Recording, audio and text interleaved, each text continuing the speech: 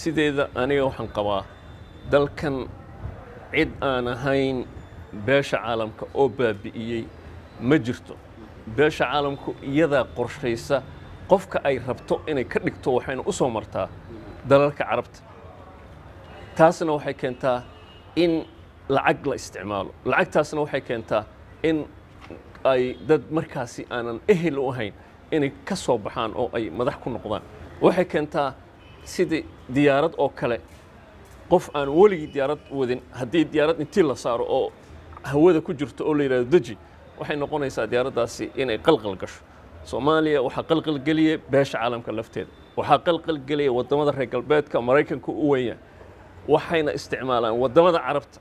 maanta waxaa ku tartamaayo dalal carbeed waxaa ku tartamayo kuwa mandiqada gobolka ku yaal waxa arrimahaasoo dhan u saamaxayana waxa waaye dalalka reer galbeedku waay mas-uuliyadda shalayto ayagaa dalkan burburiyey maanta iyagaa weli gacantooda ku jira iyagaan u ogoleen dadka soomaalida inay codkooda dhiibtaan iyagaan u ogoleen afka waxay ka leeyihiin doorasho cod iyo qof haddana waxa waaye ma ogolo waxa dadkaas beesha caalamka la yidhaahdo ama international community-gu gaar ahaan qolada la yidhaahdo reer galbeedku runtii waxay mar walba ay sameeyaan oo ay dhiirigeliyaan in qof ama dad la wato ay ku soo baxaan taas waxay keenaysaa in aanu kalsoonidii shacbiga aanu imaan waxay keenaysaa in dimuqraadiyadda meel looga dhaco waxay keenaysaa dalkan inaanu jaha qaadan waxay ka soo horjeedaan oo mar walba ay diidan yihiin dadkii dowladnimada yaqaanay ma ogolo waxay rabaan dad aan dowladnimo shuqul ku lahayn waxay rabaan dad hadda diasporaha ka yimid oo aanan fahamsanayn xitaa protocolku isagu leeyahay isagoo madaxa ama madaxweyne ama prime minister ama wax kale ma fahamsano protocolka uu leeyahay iyo sharafta iyo karaamada uu huwan yahay wuxuu u haystaa safiirka oo meesha fadhiyo ee dal matalayo inuu safiirkaas ka awood badan isu haystaa waxa keenaya waxa loo diidan yahay ka mid tahay aqoon-yahankii Soomaaliya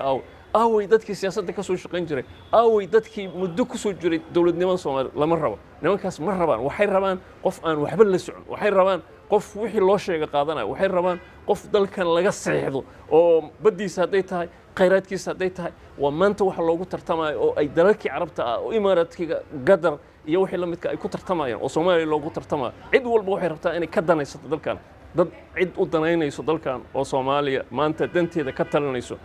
haddii ay jirtana way yartahay waxaan dhihi karaa waa Turkiga oo la dhihi karaa inta kale ma arko aniga in ay dalkan dan u hayaan waa gartay in sida looga daahay talaabooyinka la rabay in loo qaado arrimaha doorashooyinka marka ka xarunahan saadaashiina iyo markii jawiga socdo si loo fiiriyo iyo dabeesha halkay u socoto ma la dhihi karaa shakigaas wuxuu keeni karaa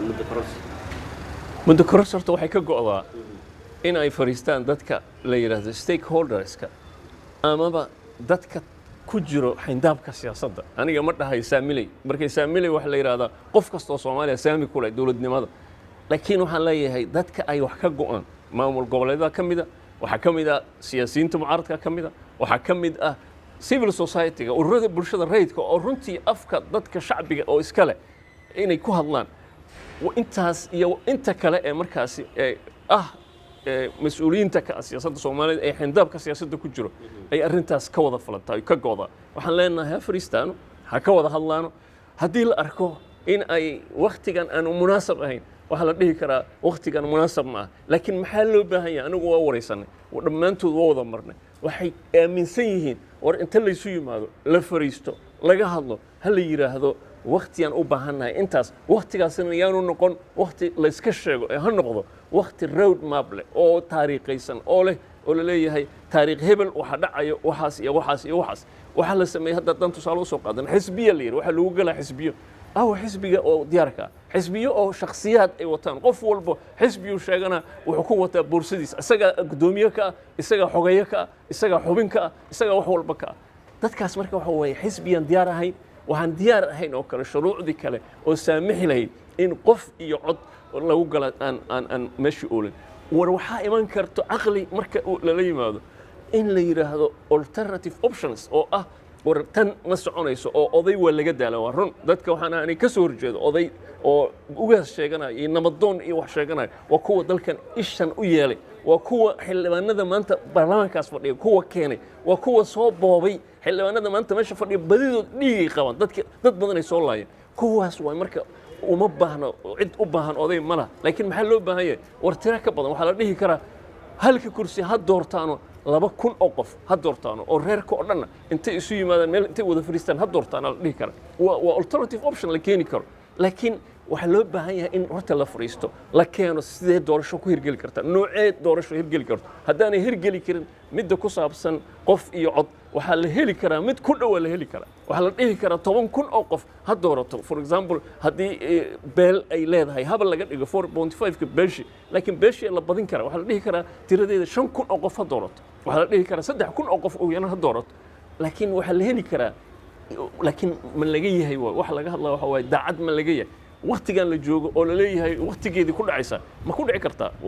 ma hayno inay ku dhici karto laakiin maxaa loo baahan yahay la fariisto laga hadlo la isla meel dhigo la yiraahdo waqtigaasna intaa ha lagu daro waxaan ognahay xasan sheekh xilligiisii waqtiya loogu daray sheekh shariif xilligiisii waqtiya loogu daray laakiin mid walba waxay lahayd waqti cayiman waxay lahayd xilli baarlamaanka is dooranayo ama la dooranayo waxay lahayd madaxweynaha xilli la dooranayo sidaas oo kale inay ku caddahay haddii la yiraahdo sanad ha lagu daro sanadkaasi waa inuu cad yahay oo aanu noqon maaragtay in la isaga dhawaaqo oo shaqo kale la qabsado hadda waxaa muuqato shaqooyin kala socdo waxaa socdo buuq kale waxaa socdo mooshinaa socdo waxaa socdo 100 wax oo kala nooca socdo waxaasi dalka wax indhahi ka ridayaan annaga xarun ahaan waa ka dignay qoraalkeena ku sheegnay baahida loo qabo in dadka Soomaalida la isu keeno dadka ay qosayso arrimaha siyaasadda meel ay fariistaan ka wada hadlaan muhiimadda ay leedahay dalkan maanta meel fiican u taagan yahay intee looga sii dhaqaajiyo midda kale qof walba waa inuu ogaado qofkii ilaahay u qoray oo magaciisa ilaahay ku soo qoray qofkaasaa noqonaya marka adiga haddaa isdaalisid iyo haddaadan isdaalin haddii ilaahay kuu qorana waa helaysaa haddaanu ilaahay kuu qorana ma helaysid laakiin waxaa muhiim ay tahay maanta sida lagu soo gaaray wax fudud maaha 30 sano oo dagaal ah dhibaato ah dad badan ay dhinteen dad badan dhiigooda ay u horeen dad badan ay u soo rafaadeen yaa maanta lagu soo gaaray dowladnimo jirto calan Soomaaliya jiro adduunkii ka shaqeynaa meel walba jira maanta kuwa maanta joogo ee wax qabtana waxa laga rabaa inaanay isku dhajin waxa la rabaa sidii shalayto iyaga ay doorasho loogu ogolaado inay doorasho ogolaadaan inay miiska doorashada yimaadaan in ay dadka ka campaign gareeyaan dhahan waxaan iyo waxaan idin qaban waxaan u baahanahay inaad doorataan laakiin in waqtiga dib loo dhigo in la iska daba wareejiyo in waxaan jirin la sameeyo meesha kuma jiro waa gartay ugu dambeyn afayena ka xarun kala soo jeedin ahaan taladiina maxay noqonaysaa taladan waxay noqonaysaa shirkaas sida ugu dhaqsaha badan ha loo qabto ha laga wada qaybgeliyo dadka ay qusayso siyaasadda Soomaaliya oo maamul goboleedyada leh waa marka ugu horeyso waa in khilaafka maamul goboleedyada iyo dawladda dhexe la dhameeyo marka kadib siyaasiyiinta oo mucaaradku inay wax dhisaan la rabaa annagu waxaan nahay xarun siyaasad kuma jirno laakiin annagu waxaan nahay dadka ilaashanaya dawladnimada Soomaaliyeed waxaan rabnaa inay hagaagto waxaan rabnaa in la is doorto waxaan rabnaa hadda marka la is doorto ee si dimuqraadic ah la isugu doorto Soomaaliya waa la caawiyaa adduunka waa caawiyaa Soomaaliya hore u dhaqaaqaysaa dadka Soomaaliyeedna waxaan leeyahay war maalin walba yaan dad lidin keenin war dadka aad isleedihiin waxbay dalkan iyo dadkan u qaban karaan dadka isleedihiin darcad way dadka isleedihiin aqoon iyo waxay way aragnimo u leeyihiin dawladnimada dadkaas doorta u istaaga waxay u baahan tahay in taas loo wada istaago u baahan tahay oo aan la yeelin haddii kale